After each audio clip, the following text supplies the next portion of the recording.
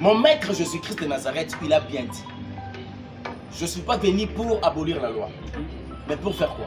L'accomplir. Donc, n'engagez pas bango. Si on peut pas bolingo, il faut payer la dîme, il faut aimer, il faut vivre dans la sainteté, il faut respecter les autres, il faut mettre la parole à l'Éternel en pratique, il faut consommer la parole, il faut prêcher la bonne nouvelle, il faut donner les offrandes, il faut faire les aumônes, il faut donner le prémisse. La dîme, ça n'a rien à voir avec le péché. Payer la dîme et aller sous-mouter.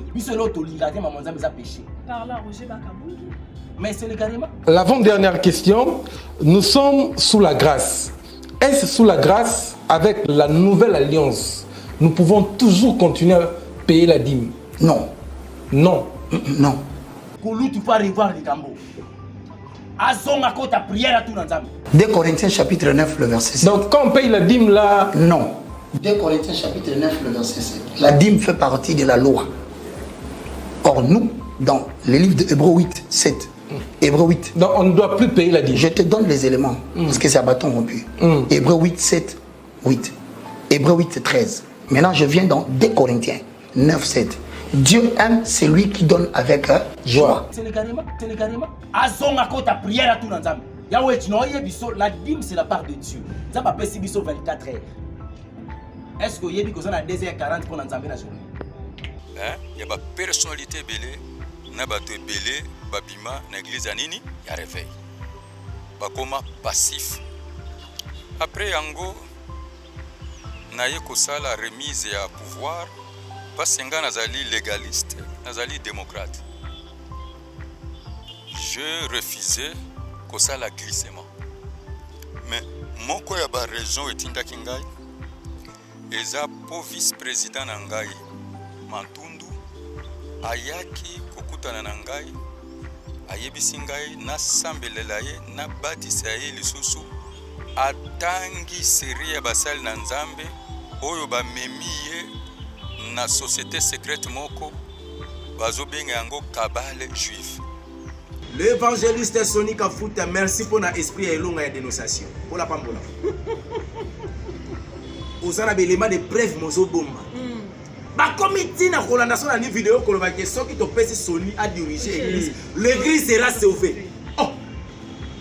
Quelle est la mission de ces gens? De détruire. Donc le jour où Christ soit église naïe. Regardez la mission et ma plateforme. Papa Sony, au moment où je suis c'est qu'il n'y a pas ça là qui est là. Asutuki. Selon ma commune, au temps. Asutuki. Que Alia Gana Baton Kola Pekisa. Amela Gana Baton Kola Pekisa. Dans le coup sur la vidéo, il y a moi pour garder ma foi, au respect de ma foi, la tika qui va. À quel plus loin? Bateau na ko combien de niveau yebisa yeke ko ça ndekona vice président ya Sony que soko le bio longo na makambo okufa kombo likambo ngoni ni kabali apengwi na oyana Ézéchiel chapitre 3 verset 20 na oyebisa ye si injuste c'est détour de sa justice éternel Dieu le devant nous et il pourra. Soki na ebisete kazo manatila. Soki na ebisete na moto na makila baka. Soki baka pe na zipi. Na sa sumisa za. Sine pe ba de wana pe yo de sa wana pe. Ba metara pe meti Marcelo. Dama ke no sa sodomi. Ye quoi ya permettant entre les mariés de vivre ça madame bon. Ah c'est tout à fait normal. C'est un acte d'abomination. Aïe bien. Ça dans le chapitre 1er parce qu'il y a commerce traité mais à ça il y a tout ça là avant ba sa mère a fait ça le lot dans la négation. Mbote mingi balandi ya évangéliste Ilunga télévision bisika bozali na tombeli bilo vraiment mokolo ela mo pepe ko ela mo bisika mofandi na état de bino eke pona kolanda magazine na bino question du jour.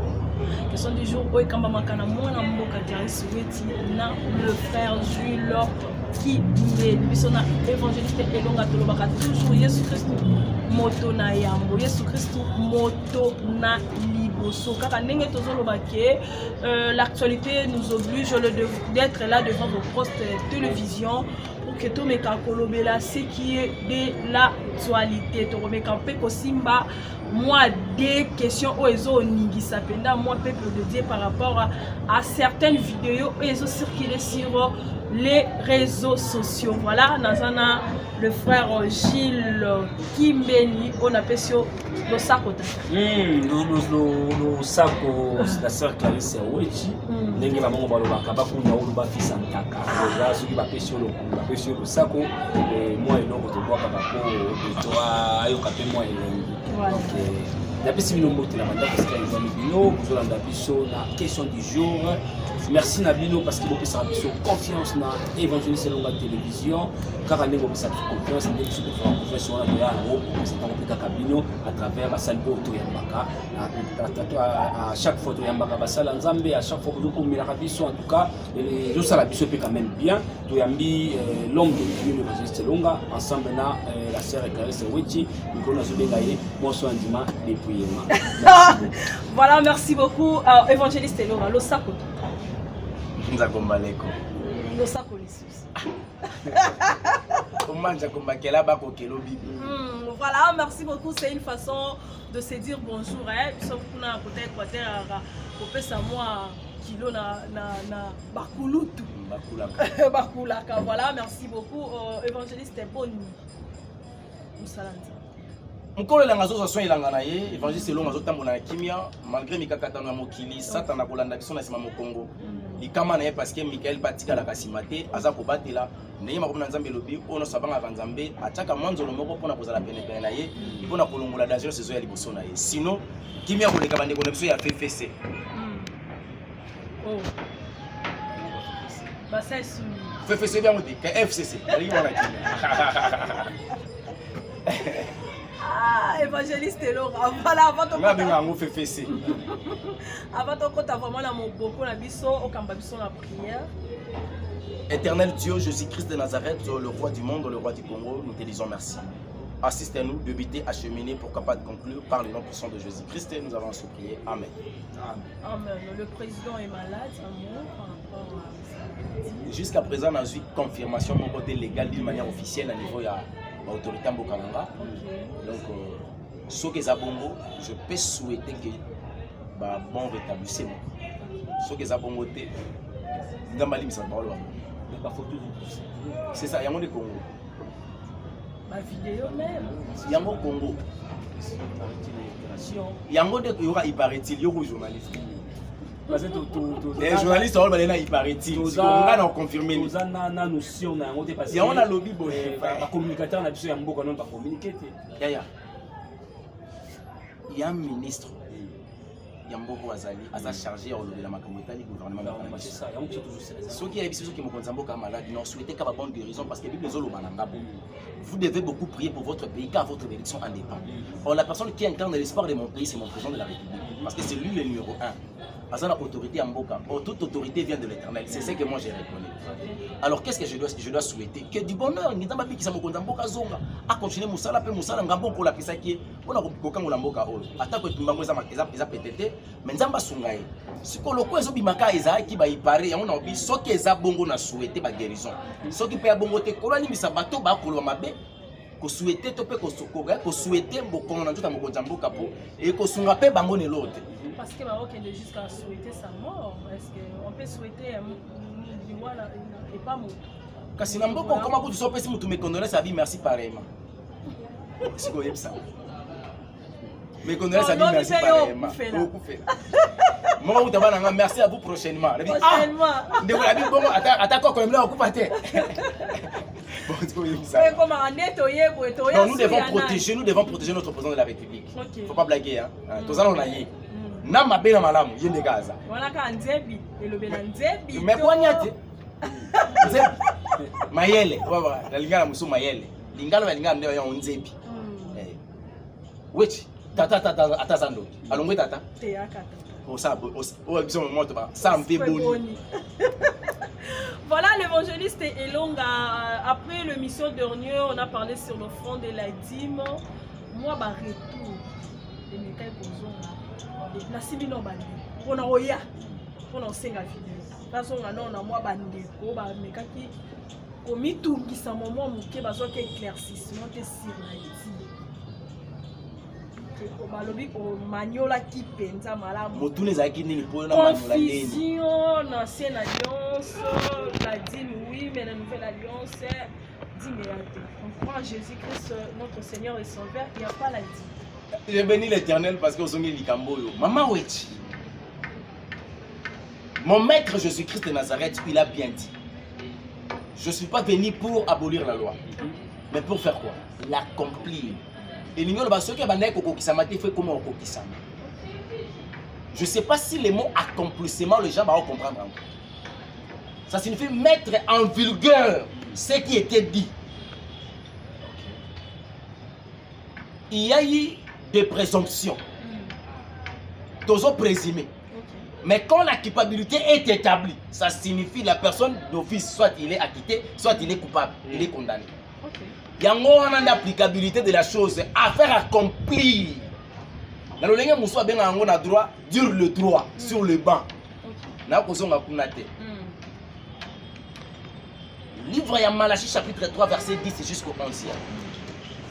La Bible nous dit, Éternel Dieu à travers sa parole, il a dit au prophète Malachie, apportez dans la maison de l'Éternel toutes vos dîmes et vos actions et vos offrandes pour qu'il y ait de la nourriture dans ma maison.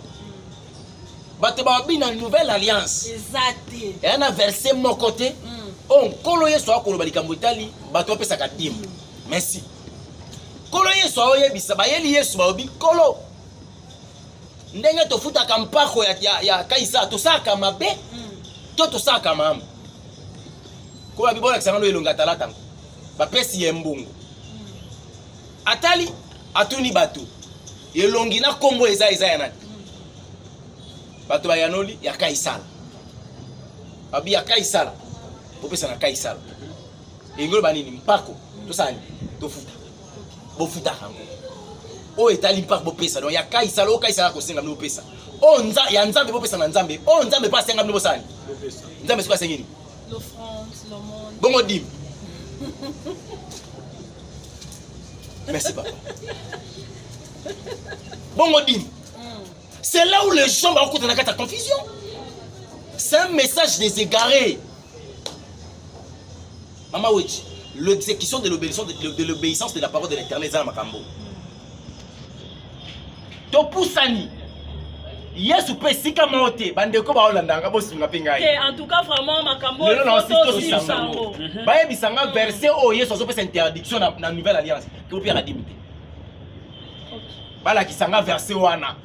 Merci tata. Merci pasteur. C'est un pasteur hein. Ça allait déjà émission une fois. Bala kisanga verset biblique oyo. Jésus-Christ a zoye bisabaye koli ke bo pesa ka dimité. Po dime za aboli. Po dime makambo akala. Makambo akala wana ngo sous besoin te. Nana besoin ba verset wana. Ezani sika moko te Yesu apekisi bato pesa dime. Mais ezani sika o Yesu lobi na bato na yeko kokisa mobeko. O ba pesa ka bino ya kofuta dime boko kisango. Na yo longola te mais na yende kokokisa oya nzambe bopesa na nzambe ya kaisa bopesa na kaisa liyo bampako bopesa dime pe bopesa yango na Yesu ayebisa ki bato na kende ko tuna bato motuna na bi Yesu abatisa ba ekoli na maite biso pe to batisa na maite que to comme son baptême du feu Yahweh le baptême de feu peut s'améliorer biso quand tu as cru en Jésus-Christ comme Seigneur et Sauveur et tu acceptes la vie de Jésus-Christ. Mais c'est ça le seul baptême que Jésus-Christ avait donné aux apôtres. Yemo akwek na maite. Akwek na maite. Teza confusion te, batonde ba confusionniste. Ba comme place au Bible lobi koyi ba te ba bito lu kelamo révélation. Ba on ka créer révélation parce que révélation ezati.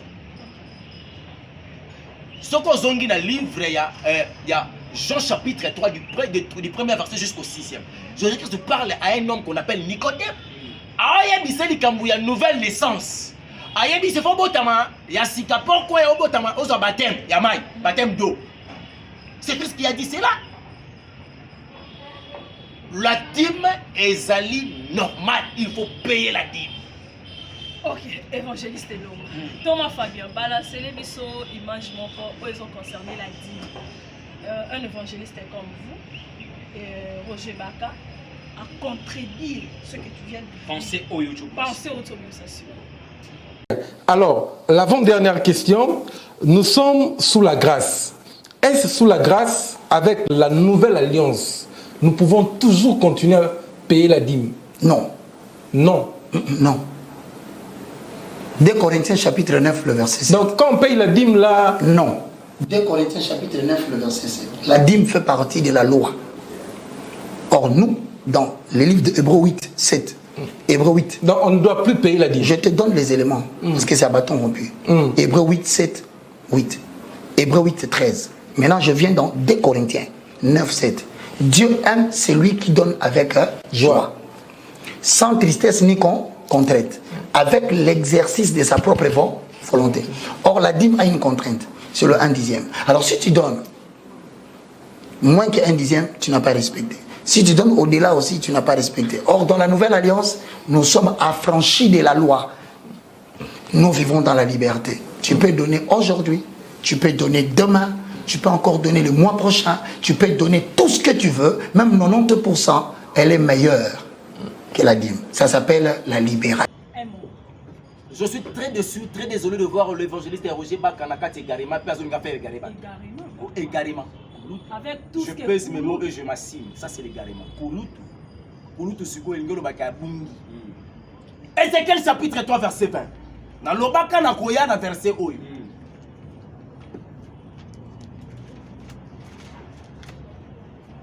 Na uzoya na dim to bana na Ezekiel na ko leka makambo te tika kulutu na kati ya libongi boye malamu te benga ki kulutu aza mukona na age benga ki e ko benga na mona video na moni yango siko na bino longo boye ninga ngoti na zo benge siko na TV. Ézéchiel chapitre 3 verset 20. Je lui parle le nom puissant de Jésus-Christ de Nazareth. Amen. De même si un homme juste se détourne de sa doctrine, ou de sa conduite, ou de sa justice, pour faire ce qui est mal. Parce que j'aurais placé quelques occasions de chute devant lui, et il meurt pour n'avoir pas été averti.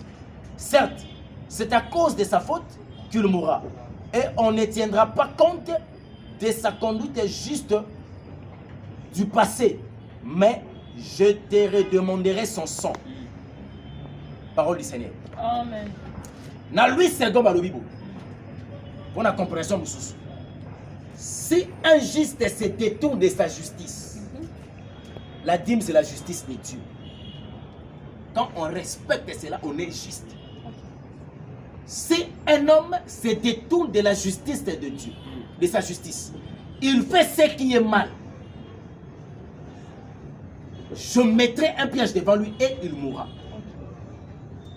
Son azui verso pour naïm sa kulutu motambo ya liboso. Si motambo ya kufa. Mais la kata kufa ngo c'est plus mort ou lié na kata ministère. Na pousse na muke. Kola lobi ba kotika la kolobela ta bola mo côté asala. Donc tout ce qu'il a fait comme dans ma fille Nigeria, l'évangélisation soit sali. Tobo sana. À cause ya égarement. À qui qu'on s'appuyer dans la vidéo awa. Na 1 Corinthiens. 2 Corinthiens chapitre 9. Verset 7. Verset 7. Osa lui second ya otangilanga. Tangila biso maman. Ezo sanga passe. 2 Corinthiens chapitre 9 verset 7. C'est lui qui donne à Dieu. Que chacun donne comme il a résolu en son cœur, sans tristesse ni concrète, car Dieu aime celui qui donne avec joie. Ça n'a rien à voir avec la dîme. Ça n'a rien à voir. La dîme c'est quoi? C'est pas 1/10, c'est la part de Dieu. Quand tu remets à ton créateur étant une créature sa part, il faudra avoir des contraintes, c'est qu'on a posé dans le minimum. Ce qui nous a beaucoup ça y est, ce qu'on peut s'en amener pour Imaïma. Boni moi sinon. Boni bana. C'est quoi Moutoumabé? Donc la dîme en un mot c'est la part de Dieu. C'est ça la dîme, la part de Dieu. C'est la part de Dieu. Amenez dans la maison du trésor toutes vos dîmes. C'est sa part. Maman Wechi. Ça n'a rien à voir. Awa verset où il y a le Belani. Et le Belabata c'est ma offrande à Isaac. Pèse offrande de zo soyo. Awa bibe lobito pèse offrande de zo soité. Obligation. Oh zo soité. To pèse à Nesengo. tu es conscient, tu as résolu que je donne 1000 francs à mon Dieu. La personne n'a 1000 francs. Mais la dîme, on ne les donne pas, on les paye. Est-ce que les gens vont confondre les mots? Offrande, tu fous ta carte, mais tu payes ça. Mais dîme, tu fous ta carte. Tant qu'on fout, c'est qu'il y a une obligation. Papa, c'est une obligation des hommes de remettre à leur Dieu une part de leur bien. Qu'on appelle la dîme. On s'en comprend? Tant qu'on va dire que dîme, le bas matin. La nouvelle alliance. Luc chapitre 11, verset 42. Et ça peut place pour ça pour yaka. Kout wanande révélation ezate. Les autres ont fongola mukie, likambo pe kuluta bungi, kulutu. Ah. Siko ba te belé bandimé lio pe basi ba bungi déjà. Ah, ça m'a bien hein. Kulutu. 42. Nathalie na kombo na Jésus Christ. Amen. Non, qui date na 43. Mais malheur à vous, pharisiens. Vous vous inquiétez scrupuleusement de la dîme sur tout le plus petit arbre, comme la menthe et la rue, et sur les moindres légumes, mais vous négligez la droiture et l'amour de Dieu. Voilà ce qu'il fallait faire, sans laisser le reste de côté. La parole du Seigneur. Amen. Hey, comme Iboma. La révélation. Ça signifie ces hommes. Amen. Ils ont fait ça, bim, ils ont ça ma bête. Mais coca été, ils ont même un moussou. Ils ont la droiture, ils ont l'amour. Christ a eu bise awa. On me presque quand ma moussou, mais moussou otiki. Malheur na yo. Donc n'engé pe bango. Souvent ni presque na bolingo, parce que c'est dit malheur na bango. C'est quoi les autres à côté? C'est quoi? C'est ça. Il faut payer la dîme, il faut aimer, il faut vivre dans la sainteté, il faut respecter les autres, il faut mettre la parole à l'Éternel en pratique, il faut consommer la parole, il faut prêcher la bonne nouvelle, il faut donner les offrandes, il faut faire les aumônes, il faut donner le prémisse. Allez-y.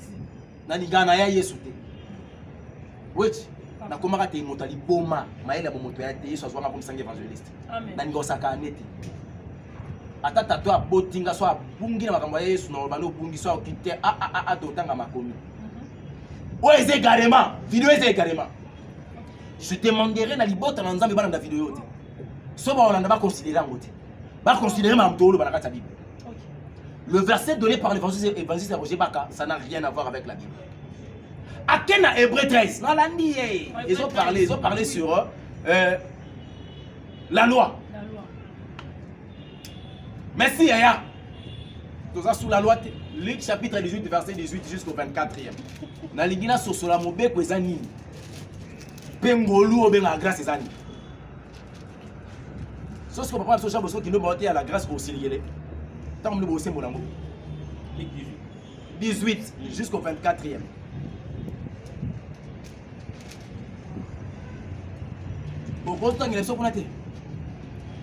Luc 18, 12. Luc chapitre 18, verset 18 jusqu'au 23e. Je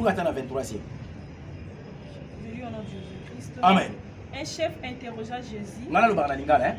Mokonzi moko atunaki Yesu motuna. Et dit, bon maître, Père lobi molakisi malamu. Que dois-je faire pour hériter la vie éternelle? Nasala nini pona so bokonzi na likolo? Jésus lui répondit, Yesu Kristo ayanoli. pourquoi m'appelles-tu bon maître? Pona nini kobenga ngai molakisa malamu? Il y a de bons que Dieu sait. Ezali kana moto malamu moko ka nzambe. Tu connais les commandements. Oh, atokomi na mobeko. Commandement, c'est quoi? C'est la loi. C'est un ordre. Si tu n'exécutes pas, ça signifie que tu désobéis à la loi de l'Éternel. 1 Jean chapitre 5. La transgression de la loi, c'est ce qu'on appelle le péché. Les fondements. Tu connais les commandements. Jésus s'appuie aux commandements. Tu ne commettras point l'adultère. Mais il y a commettre un mot.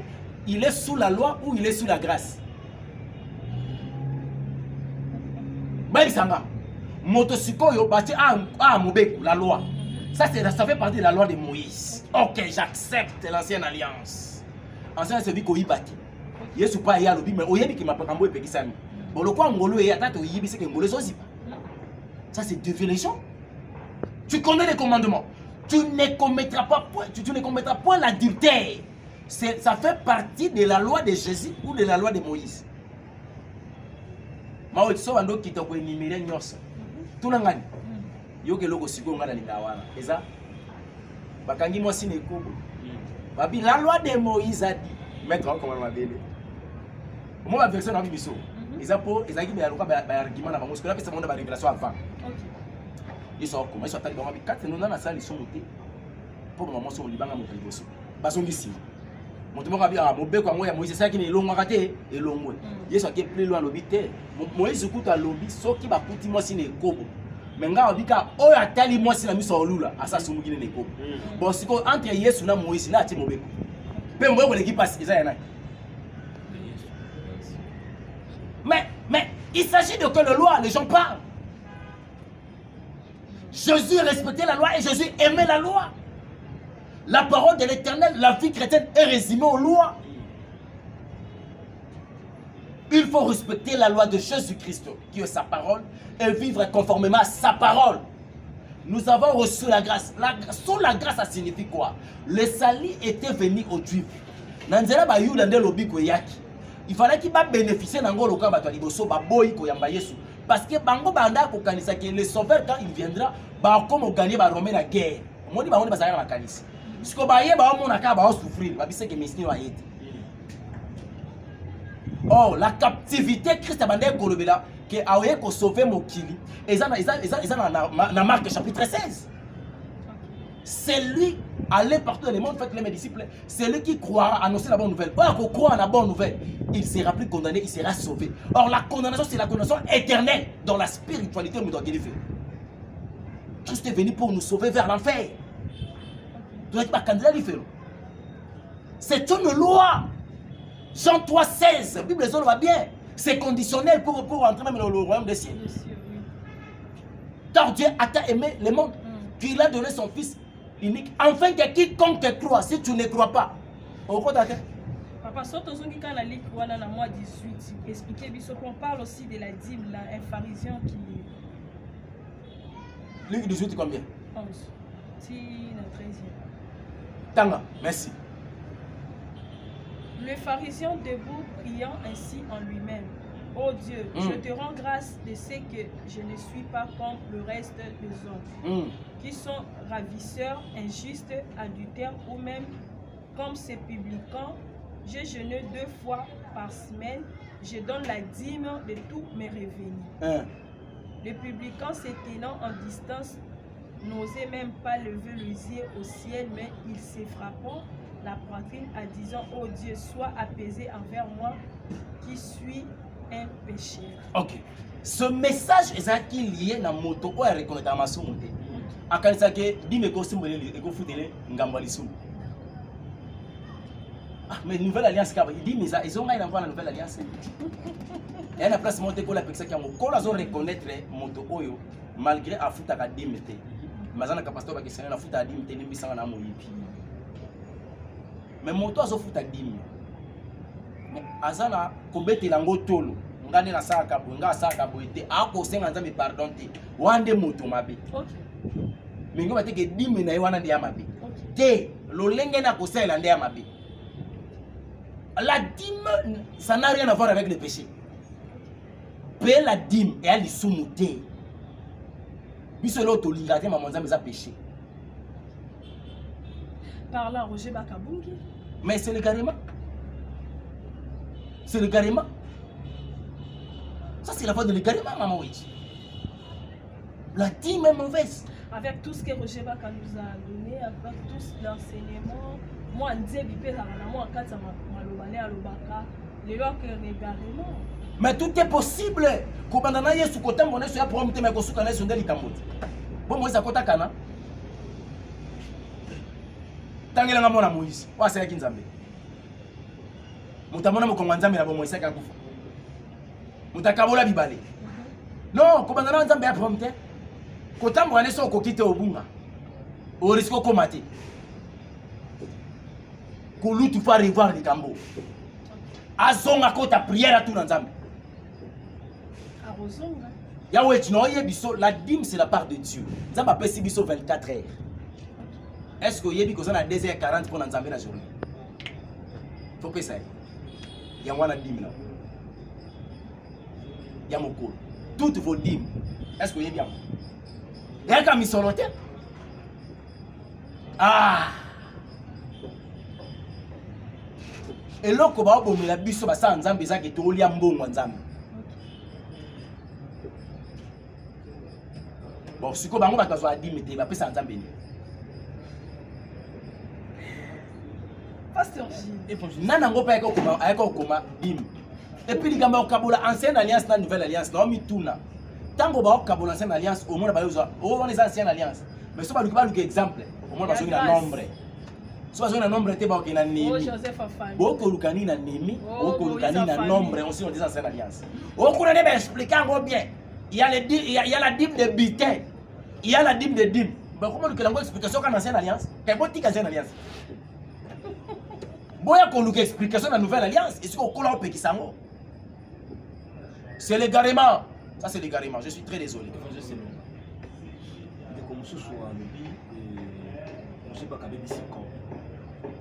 que ça n'a pas passé au bas de la on va vendre la mission pour le salaire ou le salaire.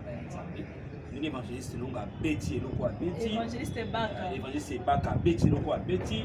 Donc à Bomine de corps. Parce que comme on a eu aux tomboka, net dit me pourrait les sous-souter. Les alliés qui ont copté, ngana misali kuna misalité pour na lukambongo wana. Na zaki na musa na ndeko sang pour les psychiatriques na ça fait $1000 yo yebi. Si on a en Afrique congolais 2 millions de francs congolais. Je pourrais m'organiser avec une petite foyer au Nazana. Ce qu'on a dit pour nous c'est la dîme et yamgoni. Na mboka lokwa Congo chômage ezali na taux élevé. Bato babenga ngo cop eza bato ba ya cop na musa nzambe. Baba pasteur a cop ba coopérer pour ba pasteur. Ba coopérer pour ba consacrer bango. Ba coopérer pour pesa bango ba église, ba ensemble ba coopérer. Yango moni tout eza lié na cop. Ngana benga maki pona to sa de nzambe na sauver ba âme ya nzambe. Lolenga sauver âme nzambe fona yebise nyonso ko ezali permis na o eza interdit. Bala qui place interdiction dans la Bible dans la nouvelle alliance. Moi je peux ça dîme de Jésus. Ouais ça. Bon moto ko songa. Et comme kuna boye bisanga verset ni comme koto. Ka ba boye langa. Bato yo ngana pesi ngana pesi. Yo lo vive baloba.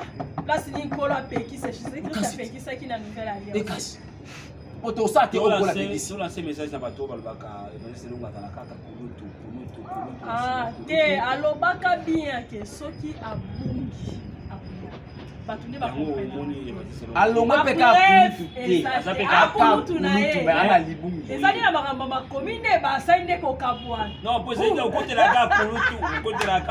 libungu ezalaki te bato bazali kozwa ye mabungi na bandoto nalali nzambe alakisanga bia roger baka yo ozoyebisanga siko nzambe alakisa mabungi ngana ozwa bambu yo olotaki so eza ya lokuta ça c'est acharner une personne c'est un père de famille.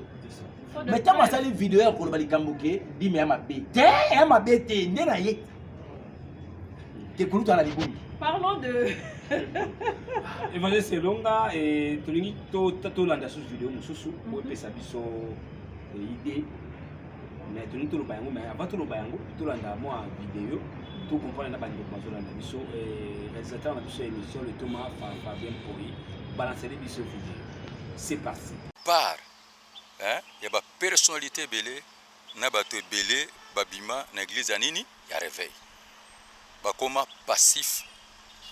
Après yango na ye kosala remise ya pouvoir, parce que nazali légaliste, nazali démocrate. Je refusais kosala glissement.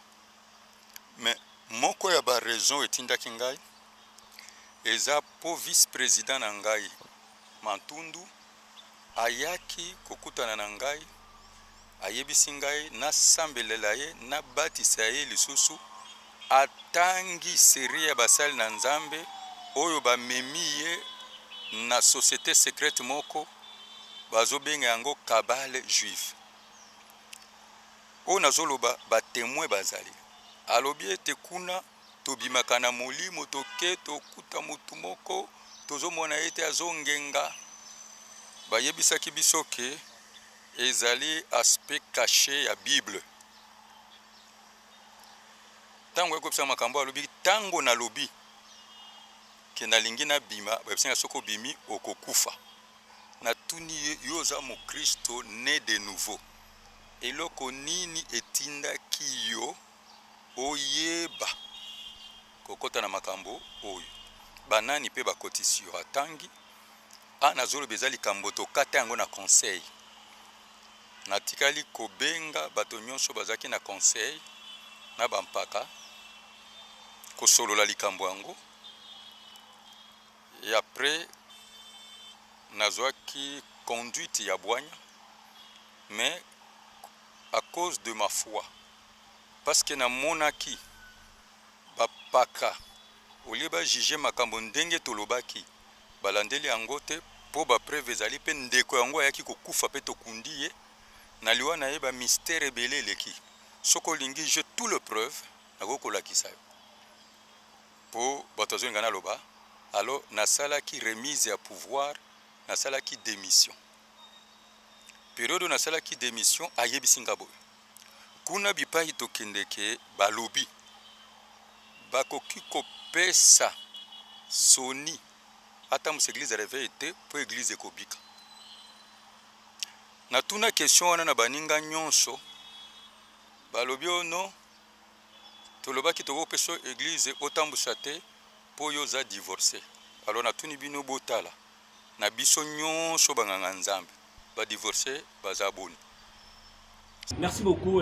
Mon réalisateur est Thomas Fabien Poyi et l'évangéliste Elonga Omuna Marambo Nyos. Pasteur Soni Aza Claire, plateforme Oya Nabiko dirigé, vice-président Nayango, Akufa. Akufa. Luan ezaki mystique, wana ngé tolandi ko. 1 Corinthiens chapitre 5. 1 Corinthiens chapitre 5. Du 9e au 11e verset.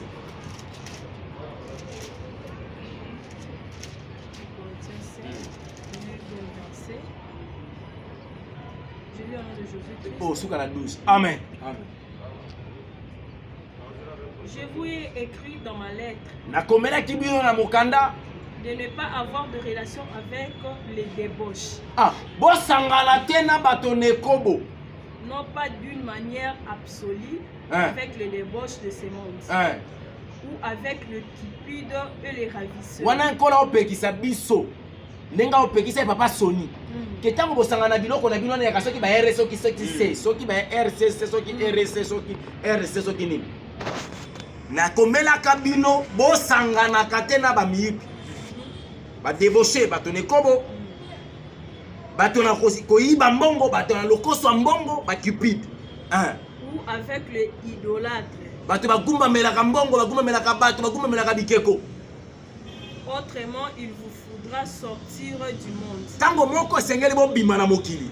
Maintenant, ce que je vous écris, siko na komeli bino, c'est de ne pas avoir de relation avec quelqu'un qui se nomme frère. Bosala na boyokani te na bondeko te na moto a mibenga ndeko. Et débauché ou cupide. Mais azali moto nekobo, azali moto o alula mbongo. Idolâtre. Tope agumba melaka biloko tope bato. Outragé. O ayebaka kofinga bato kotuka. Ivrogne. O amelaka masanga. Ravisseur. O abotolaka bato biloko. De ne pas même manger avec un tel homme. Bolia tana bato oyo te. Car en effet, à juger c'est du dehors. Ngai nani pona sambisa bato na libanda. Ne c'est pas c'est de dedans, du dedans que vous avez à juger. Boyebi te ke ne bato ya kati o ba mibenga bandeko na bino mibenga ba frère en Christ nde sengeli bo sambisa yango na ine sambiselo siko. L'évangéliste Soni Kafuta, merci pour l'esprit et l'onga de dénonciation. Pour la pambola. Osana belema de preuve mozo bomba. Ba comité na kolandation na ni vidéo ko ba que ceux qui te pèse Soni a dirigé l'église. L'église sera sauvée. Oh. Quelle est la mission de ces gens? De détruire alors. Dans le jour Christ soit église na yi. A église c'est ça. Regardez la mission et ma plateforme. Papa Soni, au moment où je suis c'est qu'il n'y a pas ça là qui est Asutuki. Parce qu'on a ça selon ma commune au-dessus de temps. Asutuki. Que alia kana baton ko la pekisa. Amela kana baton ko la pekisa. Dans le coup sur la vidéo bi na yango etinaki pour garder ma foi au respect de ma foi na tika ki bango. À quel plus loin? Bato na ko komi na niveau oyebisa yeke. Ko ebisa ndeko wana vice président ya Soni. Que soko le bio longo na makambo okufa. Kombo likambo ngo ni kabal juif. Les pasteurs bakota na kata kabal juif. Bazo initier ba pasteur. Parce que Soni ka futa ko diriger église était. Soni bazo likambo ngo akena conseil des sages. Afin d'ici ba mpaka ya lingomba bataka mambotali ecclesia. Ya bolamuka mboko au Congo. Église de réveil. Tout dans les likambo yo. Pona nini bolobi soki ngai na makambo na kabal juif soki nga na diriger église vous a sauté mbeba na ngeza selon Soni la vidéo ba rappeler ba bina yeke toloba ki bongo poyo za divorcé ye patuni bango motuna bongo kati na biso awo où vont l'église papa banda divorcé papa matongi divorcé papa limité ba divorcé totanga ba divorça ko cérémonie ko la bien moté basi mamba kufata ba divorça. Yo tenga yesu divorcé. Ma papa a limité. Moi limité. Donc ma papa va divorcer. Eh. 8e. Kotanga ba komoté. Ma papa a limité. On va passer limité. Première, deuxième, troisième, quatrième, cinquième, sixième, septième, huitième, neuvième. Tout le monde. Toi continuez. 10e, 11e, 12e. Ah, va divorcer, la limité. Raison en quoi? C'est pas une raison. Ils sont obligés d'abandonner la responsabilité au sein de l'église. Parce qu'ils ne sont pas dignes pour diriger l'église corps du Christ. Surtout dans le pays comme le Congo, le pays laïque. Le pays où on cherche à faire asseoir les noms de Jésus-Christ. Ils ne sont pas dignes.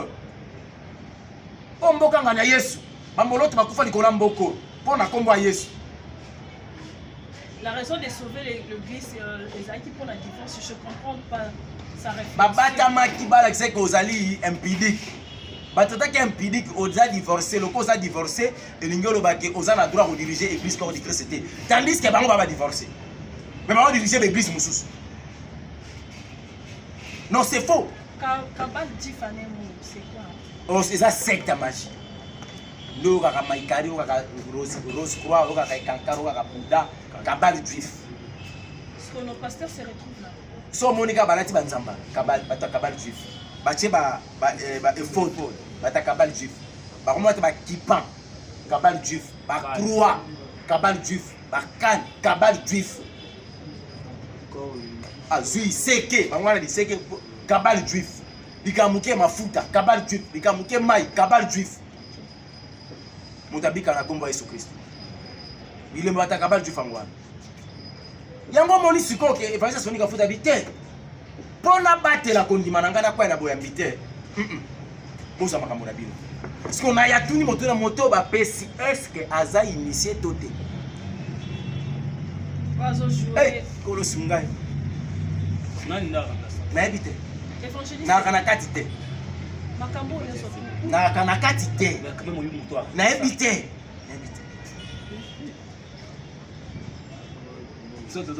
L'église est où? Maintenant. L'église corps du Christ fait son travail. Et l'on grand travail, il va te couper les bossins dans les bazar. Batouana va l'église. Bon, batouana va l'église. Maintenant, leur mission, c'est quoi? Détruire le peuple de Dieu. Ce bâtiment est Soni, l'église est aux sauvés. Leur mission, l'église ne doit pas être sauvée. Point barre. C'est leur mission. Je suis très désolé. Ouais, pas mon avis dans la recherche et émission. Ma vidéo. Papa Soni Kafuta, mon lui aussi la timbi, il a dénoncé. Il a tapé, il a dénoncé ma casse. Papa Soni. Vous êtes un évangéliste. Si vous voyez que vous êtes mal entouré, papa, vous voyez que vous êtes mal entouré. Au cours de biso te toyeba kino bato ba sa mabe makasi. Ko bato musu bandimeni bisote. Babi to yesiko to yebisa misala. Yo kokwa bulutu ozaki na bango. bimisa makambo nyonso mpo osauve libota na nzambe soki ogarde silence babenga yango silence complice. Évangéliste nani Soni Kakafuta habité na Luka évangéliste Lelonga on appelle ça élément nakete bona koboy te po bo se réunir pour na combattre ce na okota na libondeli kola loba soki tosangana mpona okima ecumenisme mais baboyi kopesa mpona parce que bayebika kosauve na babiboye bandeko ne bakokanga empiliki me boyi mpe mpo ntango totangi nao mpe babike tosangana bempiliki te banani te mpo nazala mpe nkolo bana ngai kende aza empiliki te mpo nkolo moto abengaki kombekombe empire ka ye moto atangi kombekombe alesa mpe eliya ntango mosusu bato bakozwaka empiliki nkolo asali mbisa nkolo esiko yebisa ngai elonga kenda nakei so alobi te nakenda te mpo likama fo komilengele mosi eza moselu ya nzelo moselu makasi. Merci beaucoup la sœur Clarisse. Voilà, merci beaucoup. On a vraiment arrivé à la fin de cette émission. Je pense que l'évangéliste est... Dans le deuxième émission évangéliste. Évangéliste, parce que nous avons mandat pour évangéliste est Soni Kafuta, évangéliste est Roger Baka, évangéliste est Laura Répond. Au des évangélistes. Mais la moni parce que les avocats pas pasteur hein, ou pas pasteur mais l'autre donne des évangélistes. La moni moi Soni Kafuta c'est comme si à se référer à Ephésiens 5:11. À se condamner mauvaise œuvre. Mais Bible lobby ne prenez pas part aux œuvres infructueuses des ténèbres mais plutôt condamnez-les. À condamner toi Soni. Et dénoncez-les. La traite dans la parole. On a dénoncé. Ce que fait allons à dénoncer bien. Soit dénoncer bien tu comprends mon clair. Abano ki likambo za mabe botika bande botika likambo ndeso to kondanaka wana alongwe na ngambo ya Ezekiel chapitre 3 verset 20 et azana droit parce que dans 1 Corinthiens chapitre 5 elobi na ye il faut juger bato libenga papaga no wana nkolo yemo. Et voilà, on arrive à la fin de cette émission. Abonnez-vous si massivement, aimez la vidéo, likez, vous ne serez pas de ça. Voilà, Gilles, on arrive à la fin. Merci beaucoup la sœur Clarisse Aweti. Merci à tout le monde, à tout le service de confiance, quand il y a ceux qui ont montré qu'il faut faire commentaire dans ces questions dans les ta question, surtout au Swakaka, on a un plateau de Badinter. Et les gens qui sont habitués de l'Union, tout ça, on a beau l'Union, tout ça, on a beau parce que c'est l'œuvre de l'Éternel, mais surtout qu'on ça, on a le pour que le peuple de Dieu va quand même édifié. En tout cas, merci de la bénédiction sur le Bibiso, tout peut se le moter là. Voilà, à la fin de cette émission, Évangéliste Elong a un message par rapport au tes messages exacts, boy baka ki to kabwan. Oh, Bible yo kabola. Oh. Au kabwan. Ba to ba grand foot a limité, ba di mbeli baka. To ko foot a te, vas-y Roger Baka lo. Bon parler ko foot a di mabia arrivé c'est nous ça réalité, ça raison. Mais biso ici le monde en envers. Mais bien mais ba mo tambola. C'est clé. Ah. Tambola boyete? Na université na pantalon kota na ilonga ministre pantalon kota par rapport ya lolenge boya tout ça na ministère moko c'est ça ministère c'est pour nous tout ozoloba makamboza na nzela yo posoloba makambo ozoloba mais oshite na okende Biblia mote kaboli kola bi na ye na épée na ye na pété c'est que épée kati na sa bonne donc nemo bato bazandi ministre Roger Baka na bato balandi yo anemo ke kopesa 10 000 francs balada bayoka onga alobi po eza na bible oyo alobi eza na bible te place Nicolas Pédis bato apesa bible bayoka wana te bapesa bible baokeli felo azo égalema égaler ça signifie kobungisa. Ok. Voilà, merci beaucoup. Je répète encore, on arrive à la fin de cette émission. Daniel Akani, la personne. Ah, Daniel Akani, Massaro. Massaro, voilà. Merci beaucoup pour l'assistance. Merci à toi, Fabien Poya, pour cette très belle réalisation. Merci beaucoup. On se retrouve prochainement. Mais on va événement à l'église. Voilà, on se retrouve prochainement avec un nouveau numéro. Abonnez-vous si massivement, aimez la vidéo, likez, vous ne serez pas déçus. Ceux qui ont des actualités, au moins, question ils ont une liste, au moins, beaucoup de gens évangéliste pour que tout ce que Dieu vous bénisse. On se retrouve prochainement.